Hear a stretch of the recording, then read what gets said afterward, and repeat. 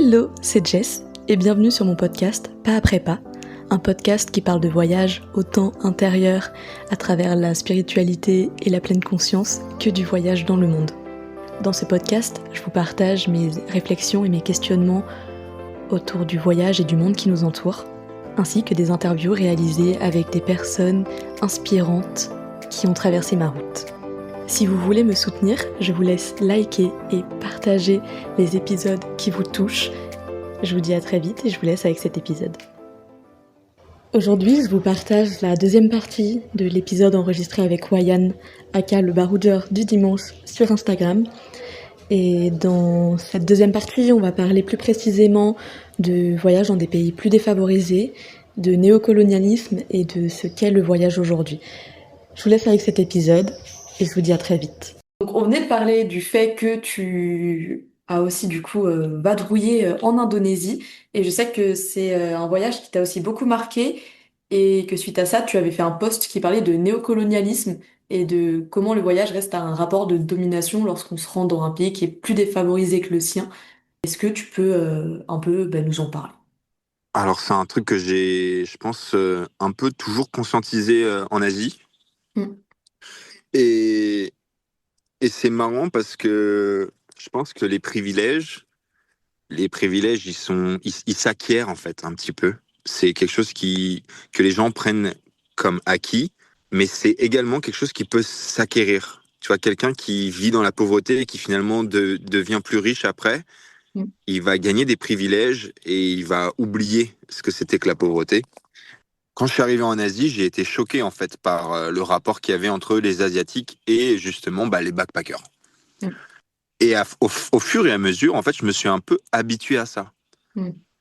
Je me suis un peu habitué à ça et je pense que j'ai commencé à prendre des choses comme acquises. Et en fait, le jour où j'ai fait ce post sur les réseaux, j'avais déjà fait 6 mois en Asie, j'avais ensuite refait 3 mois en Asie et là, j'y passais juste un mois. Vraiment pas en mode voyage, en mode vacances. Ok. Là, j'avais besoin de vacances. Je sortais d'une période horrible. Je venais de repasser en France. Je retournais en Australie et je me suis dit, je vais faire un stop en Asie. Et je me suis dit, je vais passer un mois. Et en fait, déjà, je pense que cette démarche de venir en mode vacances, elle a changé un peu la chose. Et le fait que j'ai un peu plus d'argent aussi, ça a également changé un peu je sais pas, mon rapport au lieu. Et, Mm. euh, et en fait, au bout de quelques semaines, j'étais à Paille. C'était à Paille que ça s'est passé. J'étais à Paille et en fait, ce qui m'a le plus choqué, là où ça a refait un électrochoc dans ma tête et ça m'a remis les pieds sur terre, c'était de voir que là, c'était pas des populations de gens un peu fils à maman, de 19 ans, qui se font payer le voyage par les parents et qui sont là en train de consommer le voyage comme font la plupart des backpackers. C'était que des gens un peu plus, majoritairement des gens un peu plus âgés, des gens avec une grande ouverture d'esprit, des gens vachement connectés à la spiritualité, qui venaient pour être pour proposer des choses magnifiques en fait, pour proposer du reiki, du massage, pour proposer des cérémonies de cacao, des cérémonies de je ne sais quoi, mais que des trucs spirituels et assez beaux et bienveillants en fait. Mais pour autant, ces gens-là étaient en train de consommer le village en question. Les gens-là consommaient le village. Il y avait des soirées organisées régulièrement qui coûtaient 17 euros l'entrée. C'est beaucoup trop cher pour les Thaïs. Il n'y avait aucun Thaï. C'était que des Blancs dans les Ah soirées. oui. Mm. Avec des Thaïs qui travaillaient pour les Blancs. Et en fait, c'était le cas partout. Je me suis rendu compte d'un coup que partout où j'allais, il n'y avait que des Asiatiques qui travaillaient pour nous. Et c'est pas normal en fait, c'est pas normal. C'est pas normal de rentrer dans un lieu pour faire des activités de bobos blancs privilégiés que tu vas payer trop cher pour que le Thaï lui puisse y rentrer, te poser dans des poufs en sirotant des smoothies à 5 balles alors que tu as une vue sur la vallée et les travailleurs dans le champ en face de toi qui gagnent que dalle quoi. Mm. Et je me suis senti hyper dérangé et surtout j'avais l'impression d'être le seul. Ouais. J'ai Mm. l'impression que tous les gens autour de moi prenaient ça comme quelque chose de normal. C'est pas grave, je suis là, je remercie la vie, je suis bienveillant, je suis plein de belles intentions. Je sirote mon smoothie devant des gens qui triment et c'est pas grave, c'est normal, tu vois.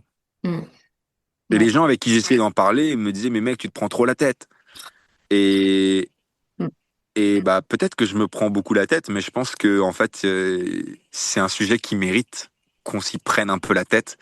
Parce que si, en effet, on prend les choses comme acquises et qu'on se prend pas la tête, bah, tout le monde continue d'agir comme ça. Et que si on commence à remettre les choses en question, eh bien, on commence à déconstruire nos privilèges, on commence à essayer d'adopter des postures qui sont différentes. Et si tout le monde le faisait, bah, peut-être que ce genre de situation serait beaucoup moins courante. Et l'exemple que je cite est vraiment très, très petit et Mm. m'avait choqué parce que c'était des gens que je pensais pas capables de continuer à reproduire ce genre de schéma. Mm. Mais en vrai, le monde entier, le tourisme dans le monde entier fonctionne comme ça. Le tourisme, c'est majoritairement des gens de pays qui gagnent pas mal d'argent, qui vont dans des pays qui coûtent moins cher et qui profitent du fait que les gens qui sont sur place soient dans un besoin économique pour s'octroyer tous les droits. Ouais. Et en fait, c'est de la colonisation. c'est Ouais. quand tu vois quand tu vois Bali dire que ce n'est pas de la colonisation, c'est quand même c'est culotté quoi. Mm. C'est que sur l'île, il y a quasiment autant de blancs que de balinais, que toute l'île est façonnée par et pour le tourisme, et que petit à petit, en fait, les cultures, la culture en elle-même devient travestie, devient fausse, devient aménagée pour le tourisme, aménagée pour le touriste, n'est plus vrai, c'est plus que de la mise en scène, même si les gens, c'est pas encore le cas, la spiritualité, la culture balinaise est encore très très forte. Mais en fait, dans 50 ans, peut-être que ça sera beaucoup moins. Mm. Et, et du coup, bah, les cultures disparaissent, les gens, euh, les gens ne vivent pas forcément beaucoup mieux parce que le coût de la vie augmente aussi énormément. Et nous, on continue de prendre ça comme acquis. Et bah, ouais, le parallèle avec la colonisation, il est quand même pas hyper compliqué à faire en vrai. Ah oui, non, mais c'est sûr, bah, c'est ce qu'on appelle maintenant l'esclavagisme moderne. Et Ouais, ouais. si je fais un peu un récap sur... j'ai quand même pas mal voyagé aussi. Et quand je fais un récap de tous mes voyages, hormis l'Australie, mais quand même l'Australie, bon, c'est un pays très occidentalisé et quand même riche, même s'il y a de la pauvreté et qu'il y a plein d'autres problématiques, ça reste un mode de vie plus similaire à celui qu'on peut avoir en Europe. Et dans tous les autres voyages que j'ai faits, enfin, je me suis jamais sentie à ma place et justement, je me disais, waouh, qu'est-ce que je fous là? Et je rencontrais Mhm. des backpackers qui étaient là pour se mettre des grosses races, notamment au Brésil. Je pense, ça sortait, se prendre des caipirinhas, ça négociait tout le temps les prix, ça faisait plein de choses. Ça s'intéressait pas tant à la culture que ça, finalement. Ça faisait juste, ça cochait en gros toutes les activités touristiques qu'il y avait à faire sur une destination. Alors que moi, justement, j'ai très rapidement fui, en fait, les backpackers comme moi, en soi, dont je faisais partie, parce que moi, j'étais pas là du tout pour ça. Enfin, même backpacker, etc., je connaissais très peu à l'époque et du coup, moi, je voulais vraiment rester avec des Brésiliens, je voulais parler portugais, etc. Et c'est ce que j'ai fait et c'est ce qui a rendu mon expérience un peu plus appréciable. Et je me rappelle, je traînais avec des Brésiliens justement, c'était à Salvador, dans le nord du Brésil. Et ben, le Brésil, il y avait quand même beaucoup d'insécurité. Moi, je sortais de dépression, je faisais de l'anxiété généralisée, donc enfin, ce voyage, c'était pas la meilleure destination pour moi, honnêtement, parce que du coup, j'étais encore plus Mhm. anxieuse. Enfin, j'étais pas bien. Il y a quand même une certaine insécurité que tu peux sentir. Et du coup, les Brésiliens me disaient, mais va à Morro de São Paulo. Ils me disaient, va là-bas, tu vas voir, c'est une île, c'est magnifique, ça va te faire du bien pour respirer, prendre des vacances. Toi qui aimes la nature, ça va être génial. C'est des Brésiliens, je les écoute, je vais là-bas. Mais quelle île, mais que des touristes. Que des Ah touristes ouais. de partout. Tu débarques, enfin, tu sors du port, t'as une énorme montée pour arriver à la place du village. Et là, tu vois les Brésiliens avec des énormes sacs qu'ils mettent sur leur dos, ou sinon des petits chariots à roulettes. Et du coup, ils prennent tous les bagages en fait des touristes qui sont pas capables de juste monter avec la chaleur. Ben, cette montée qui dure genre même pas 5 minutes, tu vois. Il y en a même qui montaient dans les chariots pour qu'on les amène en haut de la montée. J'étais en Ah mode, là là. waouh, on en est là. Et là, j'arrive sur Mhm. la place. Déjà, bon, il y a plein de petits restaurants, donc tu vois que c'est quand même touristique, mais ça reste du local. Et d'un coup, genre en plein milieu, un Subway. Comment un Subway a pu atterrir ici? Genre vraiment dans aucun monde. pouvait dans ma tête y avoir un subway, mais en fait, c'est tellement touristique que si. Et du coup, je me suis intéressée, j'ai parlé avec les locaux, je suis allée un peu à leur office de tourisme, c'est pas vraiment une office, mais bon. Et on m'a sorti, genre, ils m'ont imprimé plein de. Enfin, ils m'ont photocopié des pages de livres qui expliquaient l'histoire de l'île et tout. Et en fait, c'était méga intéressant. Et du coup, j'ai compris qu'en fait, bah, de base, c'était une île avec des Brésiliens qui vivaient bah, notamment de l'agriculture et de la pêche. Et que maintenant, en fait, ils pouvaient plus. Et qu'il y avait plein de complexes touristiques qui ont été construits. Du coup, eux, maintenant, ils vivaient en recul de l'île. Ils pouvaient plus faire les mêmes métiers. Et en même temps, ils pouvaient pas travailler dans les restos, etc. Parce que bah, ils parlaient pas d'autres langues. Ils avaient pas les compétences pour. Et je suis en mode, mais en fait, qu'est-ce qu'on est en train de faire, genre? On s'en rend pas compte. Ah ouais, Et il y a beaucoup cet c'est argument-là horrible. de, ouais, mais au moins, si je vais là-bas, je participe à l'économie, tu vois, parce que sans ça, il serait encore plus en galère. Et je trouve que c'est un argument, mais pour se dédouaner, pour se déresponsabiliser, mais tellement nul. Je suis là en mode, mais en fait, on Mhm. pourrait faire tout, mais en les incluant, en fait, vraiment dans ce schéma-là de ce que tu disais. Il y a aussi une forme d'appropriation culturelle de à Bâle, des Blancs qui viennent faire des rituels, des trucs spirituels, etc. à Bali.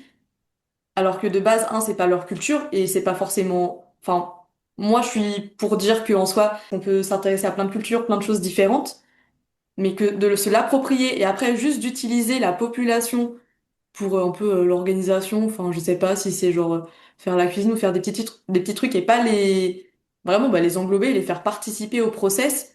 Je trouve que c'est tellement pas ok. Et comme tu dis que là, l'État, il pouvait même pas, par exemple, venir. Enfin, il pouvait pas. Comme on dit en français, payer enfin, pour l'entrée. Enfin, je trouve ça dingue, quoi. Moi, ce qui me dérange aussi là-dedans, c'est qu'en plus, souvent, les gens, en fait, c'est l'intention qu'il y a derrière. C'est que Oui, dans l'intention, les gens, c'est à se demander si la démarche, c'est vraiment une démarche de guérison et de ouais. purification, ou si c'est juste histoire de pouvoir le montrer derrière. Mm. Est-ce que c'est regarder, j'ai fait ça, plutôt que soit envers soi-même se dire j'ai fait ça. Ouais. Et je trouve, enfin Bali en tout cas, c'est vraiment un très bel exemple de ça. C'est que beaucoup de gens là-bas, c'est vraiment plus pour le montrer que pour le faire en soi. Bah, Ouais. je sais pas si tu avais vu, il y a une meuf, une youtubeuse qui a fait une vidéo hyper intéressante justement sur Bali et sur la place qu'Instagram a pris dans le voyage, dans la consommation et le rapport du voyage.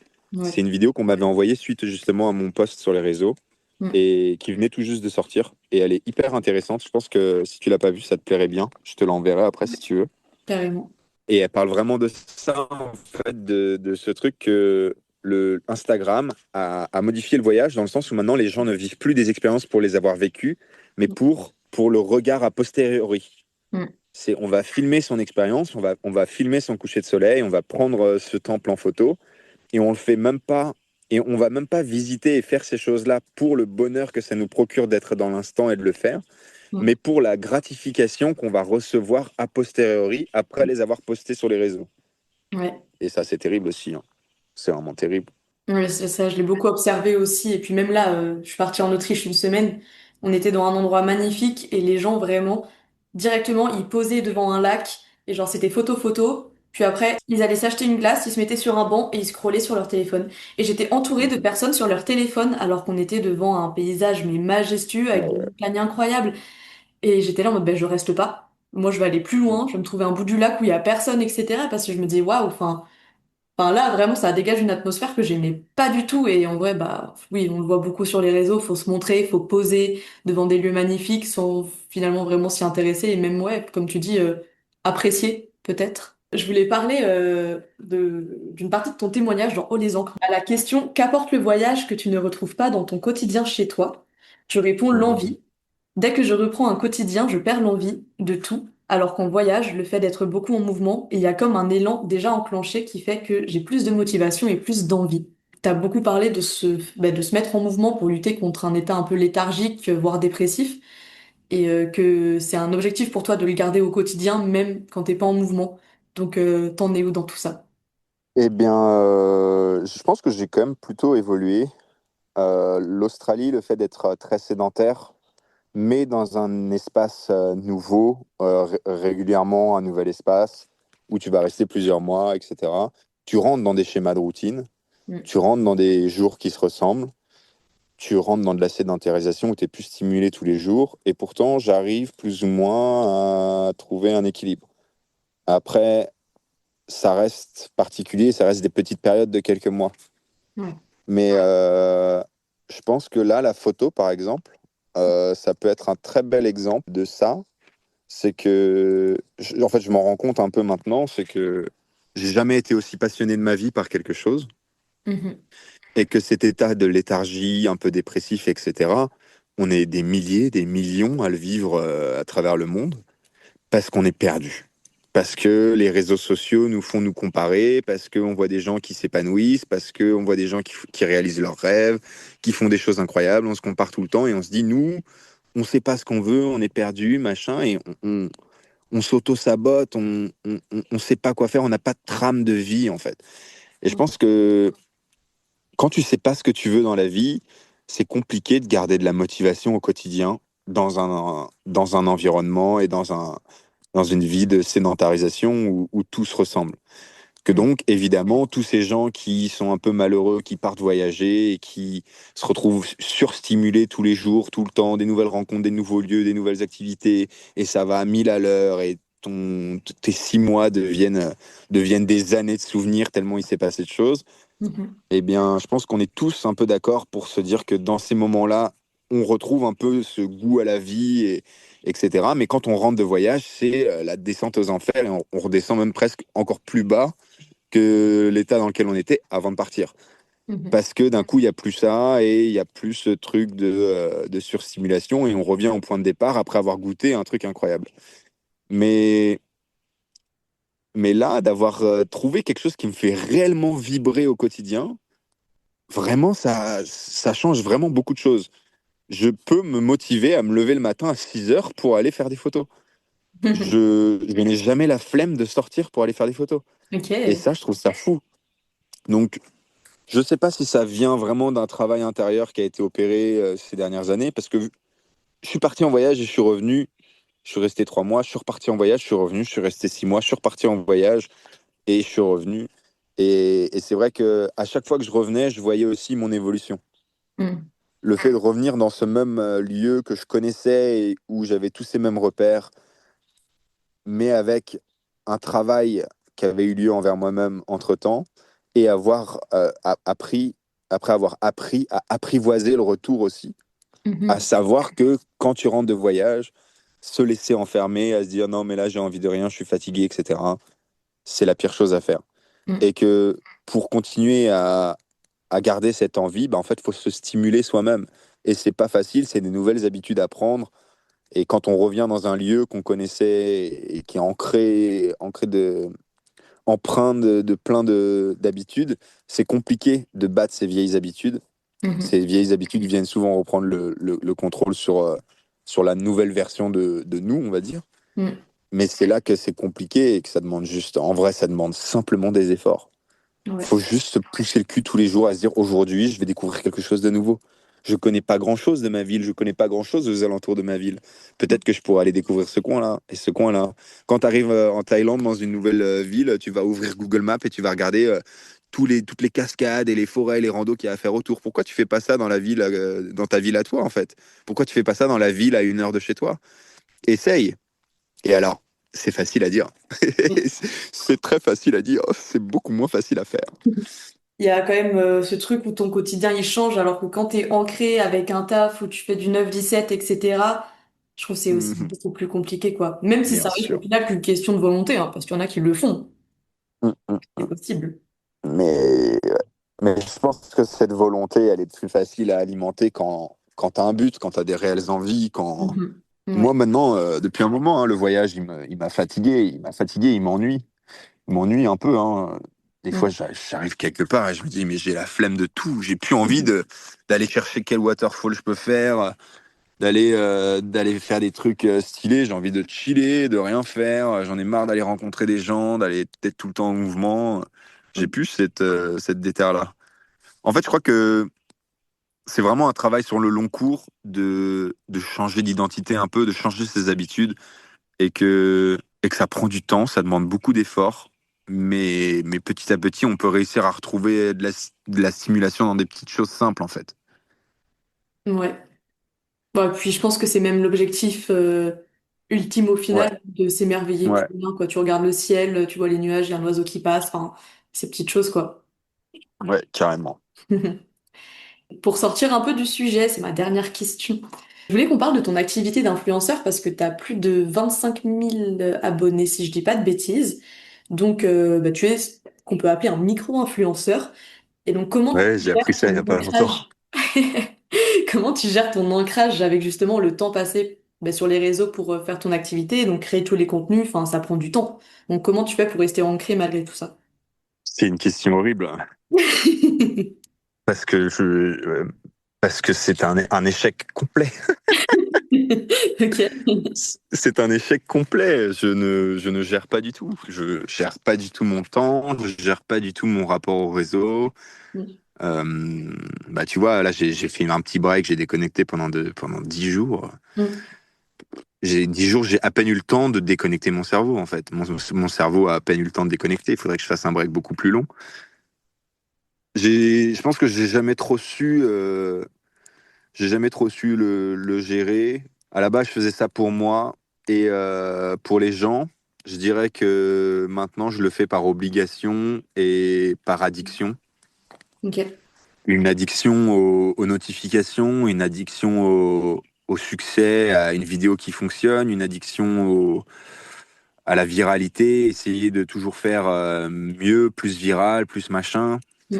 Essayer de toujours garder, toujours continuer à publier, parce que quand tu publies, bah, il y a des notifications et que je suis accro au fait d'ouvrir mon téléphone et de regarder mes notifications. Ça, finalement, me prend beaucoup plus de temps et d'espace que la création du contenu en lui-même. Ok. Le fait de répondre aux gens et d'être en train de regarder mes statistiques, d'être en train de me comparer, d'être en train de regarder de l'inspiration, tout ça me prend mais 10 fois plus de temps que ma création de contenu en soi. Ok. Et c'est là que ça devient hyper toxique parce que du coup, tout ça n'a aucun but. Tout ça, c'est du vide. C'est que du vide qui ne m'apporte rien à moi en tant qu'humain, qui n'apporte rien à mon contenu, qui n'apporte rien à ma page. Et que du coup, je suis quasiment tout le temps dans de la, putain, j'ai perdu le mot en français. Dis-le en anglais. Feeling guilty. Culpabilité. Ouais, De la culpabilité. culpabilité. En fait, je suis tout le temps dans la culpabilisation de ne pas créer assez. J'ai Ok. des centaines de scripts écrits sur mon téléphone. J'ai des centaines d'idées de vidéos que j'ai voulu partager, que je n'ai jamais partagées. Ok. J'ai des centaines de vidéos à monter que je n'ai jamais montées. J'ai tellement de photos, de vidéos à trier, à organiser. Des vidéos prises avec une caméra 360 qu'il faut éditer pour qu'elle soit plus en 360.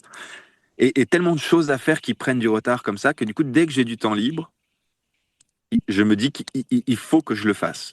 Il Mm. faut que j'avance un petit peu là-dessus. Sauf que le résultat, c'est que je ne m'autorise plus rien à côté. Mm. Sortir avec des gens, c'est une perte de temps. C'est du temps que j'aurais pu utiliser pour avancer sur le retard que j'ai sur mes réseaux.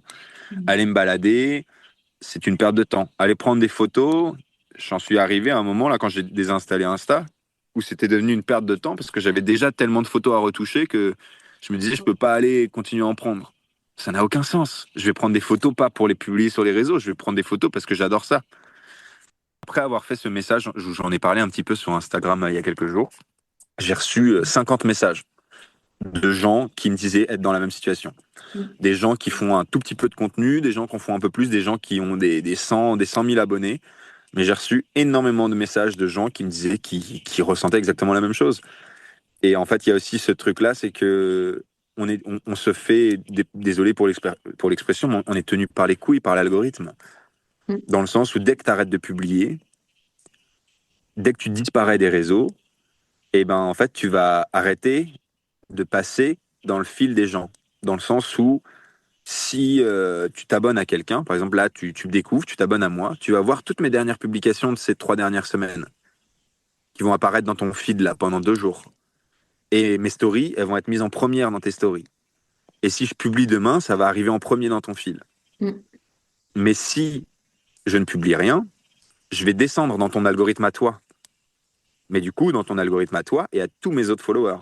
Donc si je disparais d'Instagram pendant 6 mois et que je reviens dans 6 mois, je vais mettre une story et je vais peut-être toucher 300 personnes alors que j'ai 25 000 abonnés. Et Mm. si je mets une photo, une publication, pareil. Et du coup, il y a ce truc qui te tient et qui t'oblige à continuer à publier, etc. Et ça, c'est horrible parce que des fois, t'as pas envie. Des fois, t'as pas envie, des fois, t'as la flemme, des fois, t'as juste envie d'être dans l'instant.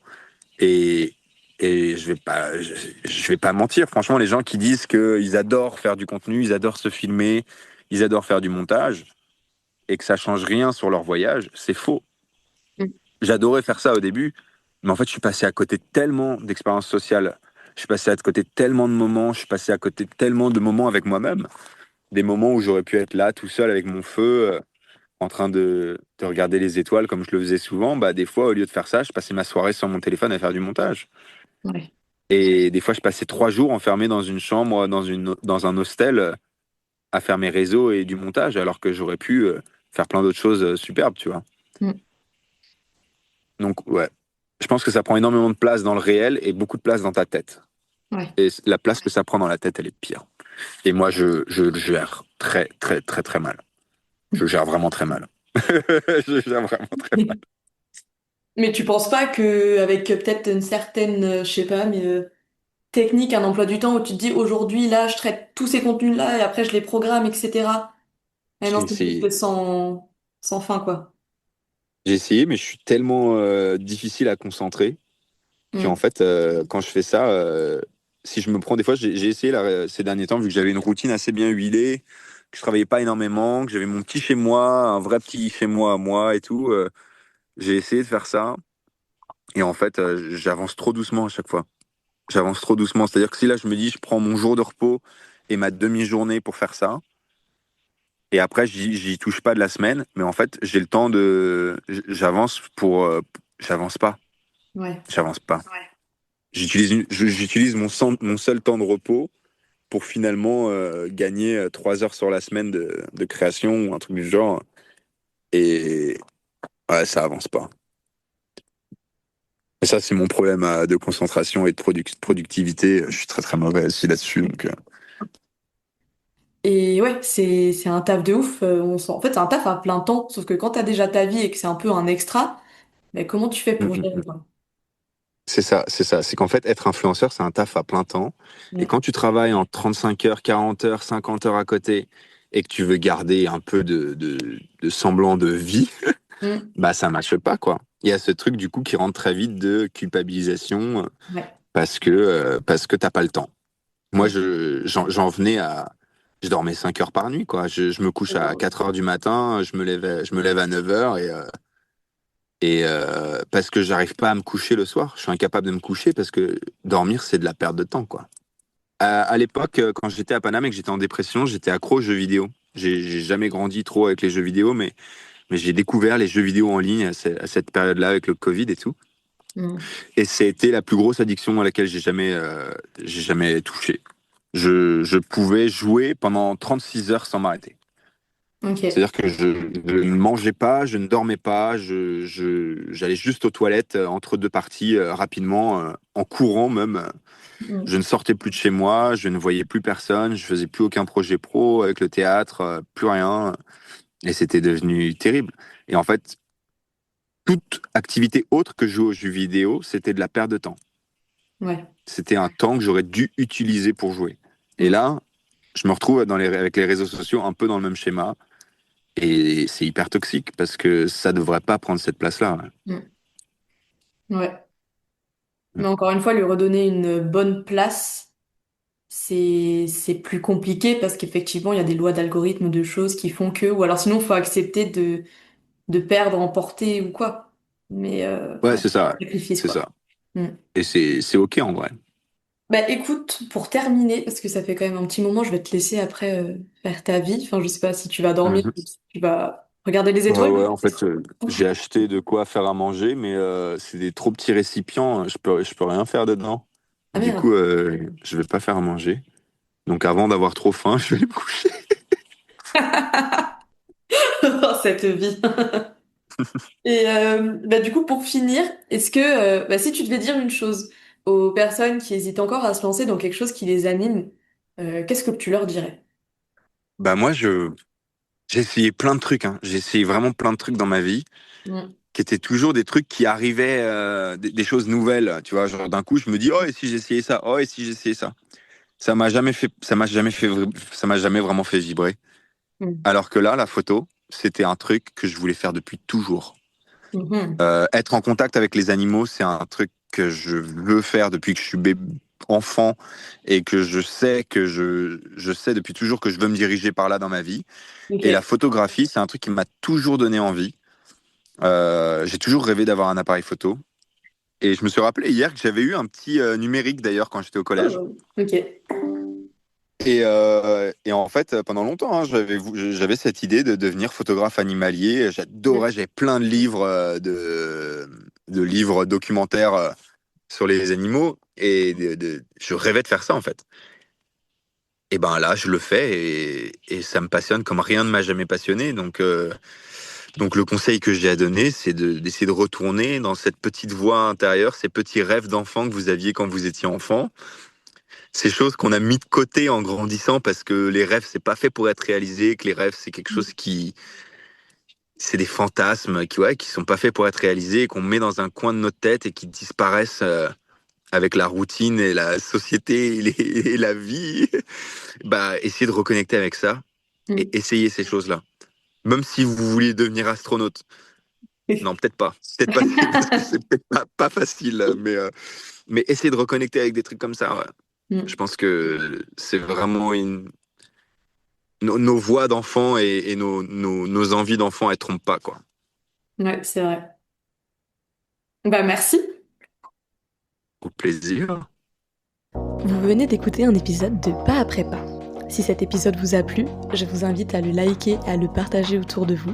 Et d'ici là, vous pouvez me retrouver sur Instagram et les réseaux sociaux sous le pseudo Jessica-8DNF. Portez-vous bien et je vous dis à très vite.